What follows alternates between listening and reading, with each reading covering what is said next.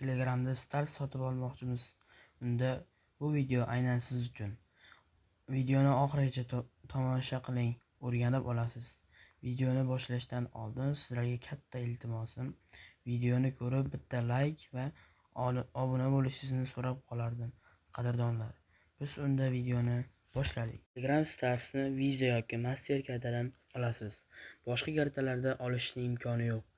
Telegram Stars olish uchun Telegram ilovasidan foydalanamiz. Telegrafdan ham olsa bo'ladi.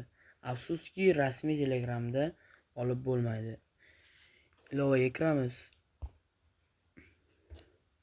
Qidiruvga Premium Bot deb yozamiz va birinchida chiqqanni ustiga bosamiz va albatta qayta start emas, balki pastda Stars bo'limini ustiga bosamiz va birinchisida Buy Telegram Stars, ikkinchisida Gift Telegram Stars.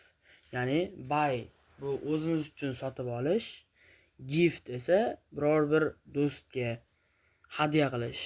Biz Buy o'zimiz sotib olamiz.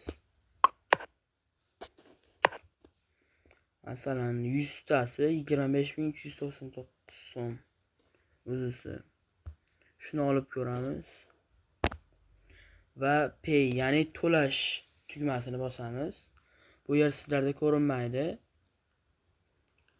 Bu yerga birinchisiga karta raqamini kiritamiz.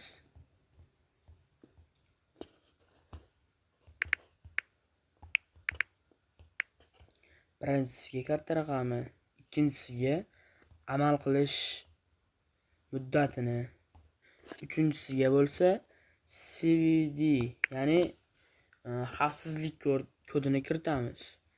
Pastda Pay, ya'ni to'lash tugmasi chiqadi va Continuous, ya'ni davom etish tugmasi chiqadi va buni bosamiz va ozgina kutamiz. Kartaga ulangan raqamga kod keladi SMS tarzida. Ozgina kutamiz.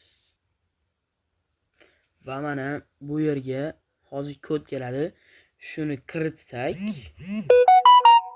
kiritib va Verify tugmasini bossak, albatta Stars olinadi. Shu videoni ko'rib turib, lekin hali ham Stars ola olmayotgan bo'lsangiz, Telegramda lichkamni qoldiraman.